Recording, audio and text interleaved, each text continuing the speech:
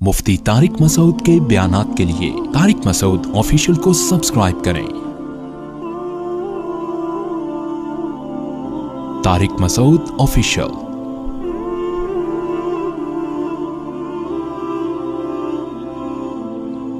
सही हदीस है बिल्कुल कि आप सल्लल्लाहु अलैहि वसल्लम ने कब्र को एक बालिश ऊंचा करने से मना किया और कब्र को पक्का करने से भी मना किया। जब नबी की सही और सही हदीस आ गई है तो बहस खत्म। चारों अइम्मा के नजदीक, चारों फुकाहा के नजदीक और तमाम मकातिब फिक्र के नजदीक कब्रों को पक्का करना, उनको ऊंचा करना ये हराम है, गुनाह कबीरा है। ईसाइयों से इबरत हासिल करो, अमेरिका और यूके के कब्रिस्तान जाके देखो, उनमें कोई आपको डबल मंजिला कब्रों पे इमारतें नजर। अहले किताब में बास चीजें अच्छी रह गई हैं क्योंकि ये अहले किताब में भी यही था कि कब्र को पक्का करने की इजाजत नहीं, तो वो लोग इस पर अमल कर रहे हैं। आप देखो अमेरिका और लंदन के कब्रिस्तानों का यूट्यूब पे विजिट करो तो आपको सादा कब्रें नजर आएंगी, और पाकिस्तान लिखोगे तो आपको कब्र कम और वो कोई बिल्डिंग ज्यादा नजर आएगी वो, और उसमें बाज दफा मुर्दा भी नहीं होता अंदर, और बाज दफा आदमी नहीं होता, पता नहीं कौन होता है। कोई चरसी हीरोइन ची मरता है, उसकी कब्र पे बना लेते हैं अजीब अजीब। मैं भी थाईलैंड से होकर आया हूं ना, वहां मैंने बुत परस्ती देखी, तो बुतों के बारे में वहम है कि ये यूं कर देगा, ये यूं कर देगा।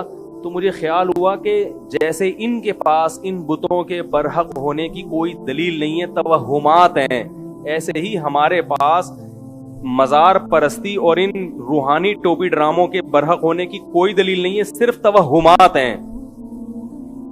वो तवहुमात क्या हैं? हिंदुओं का नतीजा है कि हमने फलां भगवान की मन्नत मानी थी, हमारा फलां काम हो गया था। बाज दफा काम हो भी जाता है ना, तो उनके पास ऐसे कुछ वाकयात होते हैं, वो वाकयात लोगों को सुनाते हैं, लोग यकीन कर लेते हैं। हमारे यहाँ भी जो रूहानी टोपी ड्रामे मार्केट में चल रहे हैं, इनके पास भी वाकयात की एक फहरिस्त होती है। फलां आया था, मैंने फलां वजीफा बताया था, उसका फलां काम हो गया था। तो अल्लाह ने भगवान के जो पत्थरों के बने हुए बुत हैं, उनके बातिल होने की दलील में ये नहीं कहा कि इनसे तुमने फला मौके पे मदद मांगी थी और काम हो गया था, बल्कि अल्लाह ने कहा कि तुम कितनी चीजें इनसे मांगते हो वो पूरी नहीं होती। एक दलील ये दी, अलहुम अर्जुलु यमशून बिहा, क्या इनके पांव हैं जिससे चल सकते हैं? यानी अल्लाह ने बताया कि ये अपना काम नहीं बना सकते तो तुम्हारा कहां से बनाएंगे? लिहाजा जो काम तुम्हारे हो गए वो इन्होंने नहीं किए, वो किसने किए? अल्लाह ने किए, और इनकी वजह से नहीं कि वो वैसे ही गरीबी में कुछ काम हो जाते हैं। ऐसे ही रूहानी टोपी ड्रामे के से किसी को फायदा हो गया तो ये मत देखो फायदा वैसे ही होना था। हर आदमी के मुकद्दर में बीमारी के बाद मौत नहीं होती, बहुत से लोगों के में बीमारी के बाद शिफा भी लिखी होती है। तुम ये देखो कि जो अपने आप के काम ठीक नहीं कर सकता वो तुम्हारे काम कहां से ठीक करेगा? जो रूहानी इलाज वाला तुम जा रहे हो उसके पास कि मेरी फलां जगह सेटिंग चल रही है, वो लड़की मुझे मिल जाए, ज्यादातर यही हो रहा है। तो मैं उनसे कहता हूं, जो पठान होटल से फ्री फोकट में 2 पराठे नहीं उठा के ला सकता, वो तुम्हारी महबूबा को तुम्हारे कदमों में, बोलो भाई, कहां से ला सकता है? तो कुरान का तर्ज ये है कि इनके आजिज होने के दलाइल दे रहा है, और आप इनके आजिज होने के दलाइल पे गौर नहीं कर रहे। जो काम तुक्के में हो गए उनको हाईलाइट कर रहे हो। मुझे कैंसर था, मैं हजरत जी के पास गया, कैंसर ठीक हो गया है। भाई मेरी टांग टूट गई थी, मैं फलां के पास गया, टांग टूट गई। मेरे गुद्दे में पथरी थी, उन्होंने फूंक मारी, पथरी निकल गई। अरे अगर पथरी निकल रही होती, ठीक है निकल गई आपकी, मानता हूं, इनकी फूंक से नहीं निकली, वैसे ही निकली है। हर एक की पथरी ने अंदर रहना नहीं होता। तो यही वो तवहुम परस्ती है जिसकी वजह से शिर्क आया है। फला ने बुत के सामने झुका था, उसकी शादी हो गई, उसके बच्चा हो गया। फला मजार पे गया था दाता दरबार के, तो देखो उसके औलाद हो गई, इसका मतलब मजारों से भी होता है।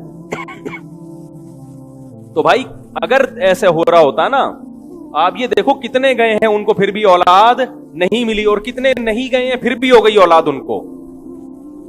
तो कुरान का जो दलाइल बयान करने का तर्ज है ना, वो ये नहीं है कि इनसे क्या क्या हो रहा है। कुरान कह रहे हैं जो खुद आजिज हैं, तो जो मजार में पड़े हुए हैं, चाहे वो वलीउल्लाह ही क्यों ना हो, भाई वो तो हिल नहीं सकते, वो कब्र से बाहर नहीं आ सकते।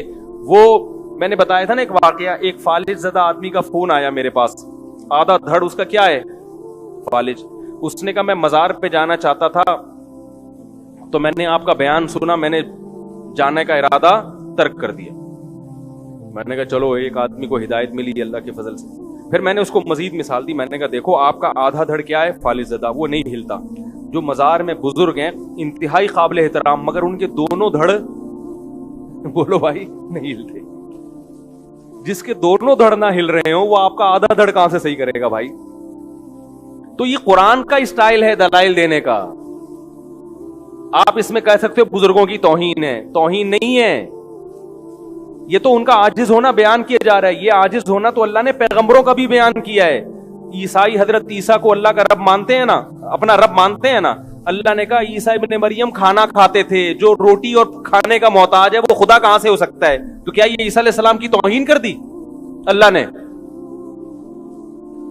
بولو نا بھائی، توہین تھوڑی کی ہے. بتایا کہ بھائی وہ عاجز ہے، وہ بھوک کے لیے روٹی کے محتاج ہیں، تو وہ خدا نہیں ہو سکتے. تو ہم بھی کہہ رہے ہیں جن بزرگ کے دونوں دھڑ کام نہیں کر رہے، اگرچہ وہ بزرگ ہیں، اللہ کے مقرب ہیں، ہم سے بہت اچھے ہیں، تو فالج زدہ آدمی کا آدھا دھڑ کیسے صحیح کر دیں گے؟ بعض لوگ کہتے ہیں نہیں، ہم ان سے جا کے کہتے ہیں کہ ہم ان سے دعا نہیں مانگتے، ان کی قبر پہ جا کے کہتے ہیں کہ اللہ سے دعا مانگے ہمارے لیے.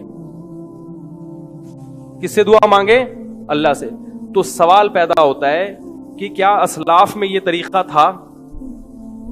نمبر ایک، کیا یہ بات درست ہے کہ آپ قبر میں جا کے جب ان سے کہیں گے کہ اللہ سے دعا مانگے تو اس کی کیا دلیل ہے کہ وہ آپ کی یہ پکار سنیں گے؟ قرآن تو کہہ رہا ہے انک لا تسمع الموتى، تم مردوں کو سنا نہیں سکتے.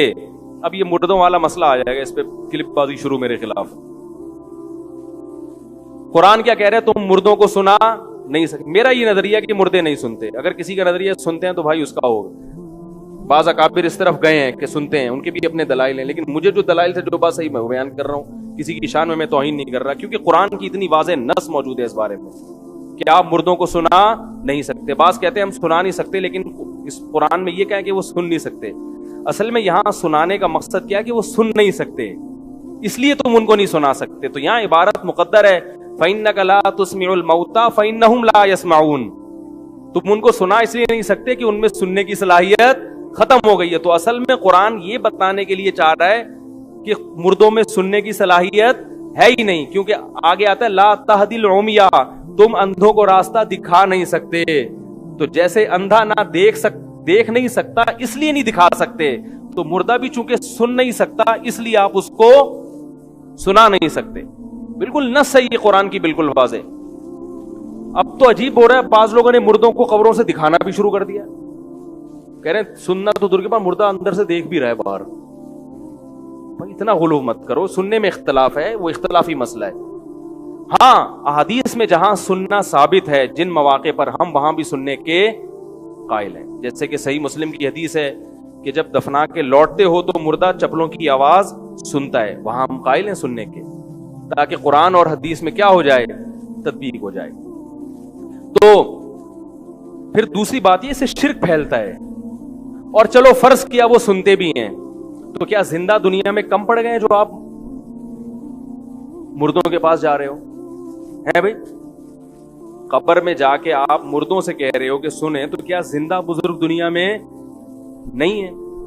خاص طور پر جب ایک عمل سے بدعت کی تائید ہو رہی ہو اور یہ اسلاف کا طریقہ بھی نہ ہو. اسلاف کا یہ طریقہ نہیں تھا کہ قبروں پہ جا کے وہ یوں کہا کرتے تھے، وہ زندوں سے دعا کی درخواست کرتے تھے. تو جب یہ طریقہ بھی نہیں ہے تو یہ طریقہ بہرحال سنت کے خلاف. اور دوسری بات یہ کہ بعض چیزیں بذات خود جائز ہوتی ہیں مگر وہ ایک ناجائز چیز کا ذریعہ بن رہی ہوتی ہیں، اس لیے منع کر دیا جاتا ہے. یہ چیز شرک نہ بھی ہو تو شرک کا ذریعہ بہرحال ہے، کیونکہ قبر پرستی اسی سے پھیلتی ہے. ہمیں جو قبرستان جانے کا حکم ہے قرآن و سنت میں، وہ عبرت کے لیے. وہ کس کے لیے؟ کہ بھئی آج یہ چلے گئے، کل ہم نے بھی جانا ہے. فزوروها فإنها تذکر الآخرہ. آپ صلی اللہ علیہ وسلم نے فرمایا قبر کی زیارت کرو، اس لیے کہ وہ آخرت کو یاد دلاتی ہیں. اس لیے بھائی ان چکروں میں نہیں پڑنا چاہیے، بزرگوں کا احترام کریں، ان کے لیے دعائیں کریں. اور مزاروں پہ، ویسے قبرستان جائیں، مزاروں پہ اسپیشلی نہ جائیں، کیونکہ مزاروں پہ ہلا گلا ہوتا ہے، دھوم دھڑکا ہوتا ہے. تو آپ کے جانے سے مجمع بڑھے گا اور بدعت کی تائید ہوگی. آپ صلی اللہ علیہ وسلم نے فرمایا میرے دنیا سے جانے کے بعد میری قبر کو عیدگاہ مت بنانا. میلے ٹھیلے ہوتے ہیں نا, تو جیسے نبی کی قبر کی حفاظت ضروری ہے کہ عیدگاہ نہ بنایا جائے, ایسے ہی بزرگوں کی قبر کی حفاظت بھی ضروری ہے کہ ان کو عیدگاہ نہ بنائے. کسی نے زیارت کرنی ہے بس جائے, بزرگ کے لیے دعا مانگے اور پتلی گلی سے نکل لے وہاں سے بس. جیسے ہم نبی کی قبر پہ جاتے ہیں, آپ صلی اللہ علیہ وسلم پر صلاۃ والسلام پڑھا اور نہیں بھی پتلی گلی سے نکلتے تو ہمیں پتلی گلی سے شرطا نکال دیتا ہے. اگر وہاں شرطے نہ ہوتے تو وہ جگہ بھی عیدگاہ بن جاتی. ایک میلے ٹھیلے لگے ہوتے, ایک پروگرام چل رہے ہوتے باقاعدہ, تو یہ والے پروگرام قبرستان میں اس کی اجازت بولو بھائی نہیں ہے, کیونکہ قبرستان جو ہے نا وہ آخرت یاد دلانے کے لیے, وہ میلے ٹھیلوں کی جگہ نہیں ہے.